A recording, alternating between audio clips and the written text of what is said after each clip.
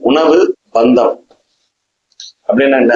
ஒருத்தர்கிட்ட உணவு வாங்கி சாப்பிடுறீங்க, இல்ல ஒருத்தர் உங்க நண்பரையோ இல்ல உங்க உடன்பிறப்புகளையோ இல்ல உங்க தாய் தந்தரையோ யாருக்கோ ஹோட்டல் கூட்டு போறீங்க இல்லைங்களா? இந்த உணவு ஒருத்தர்கிட்ட வாங்கி சாப்பிடக்கூடிய அமைப்பு நம்ம ஜாதகத்துல இருந்தால் மட்டுமே அது நடக்கும். உதாரணத்துக்கு நீங்க உங்களோட உடன்பிறப்பு வீட்டுக்கு சாப்பிட போறீங்க, சரிங்களா? அவங்க கூட பிறந்தவங்களோட வீட்டுல போய் சாப்பிட போறீங்க.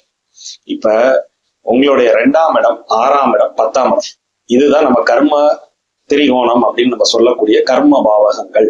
2ங்கிறது சாப்பிட்றது, 6ங்கிறது அடிமை ஜீவனம், 10ங்கிறது கர்மஸ்தானம்.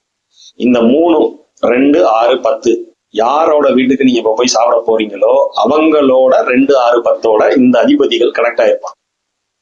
செக் பண்ணி பாருங்க. மற்ற ஜோதிடர்கள் இந்த டாபிக் பேசியிருக்காங்களான்னு எனக்கு தெரியல. செக் பண்ணி பாருங்க, ரொம்ப துல்லியமா அது இருக்கும். உங்களுடைய 2ஆம் அதிபதி 6ஆம் அதிபதி, உங்களுடைய 6ஆம் அதிபதி 10ஆம் அதிபதி, உங்க 10ஆம் அதிபதி 2ஆம் அதிபதி, அவங்களோட 2, 6, 10ஓட ஏதாவது ஒரு இடத்துல ஜாயிண்ட் அடிச்சிருக்கணும், இல்ல 2, 6, 10ல எங்கேயாவது உட்கார்ந்துருக்கணும். உங்க 2ஆம் அதிபதி 6ஆம் அதிபதி 10ஆம் அதிபதி அவங்களோட ஜாதகத்துல உட்கார்ந்து இருந்தா கண்டிப்பா நீங்க அவங்க கிட்ட உணவு வாங்கி சாப்பிடக்கூடிய ஒரு செக் பண்ணி பாருங்க, ரொம்ப கரெக்டா இருக்கும். ஹோட்டலுக்குமே இது மாதிரி நான் செக் பண்ணி பார்த்திருக்கேன், சரியா இருந்திருக்கு. ஒரு ஹோட்டல்ல போய் நம்ம சாப்பிட போறோம், அந்த ஓனரோட ஜாதக அமைப்பை நான் வாங்கி பார்த்திருக்கேன்.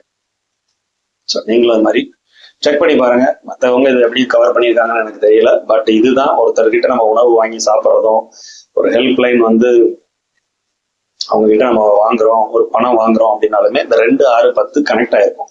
கர்ம திரிகோணம். ஸோ அது கனெக்ட் ஆயிருக்கும். செக் பண்ணி பாருங்க, சரியா இருக்கு.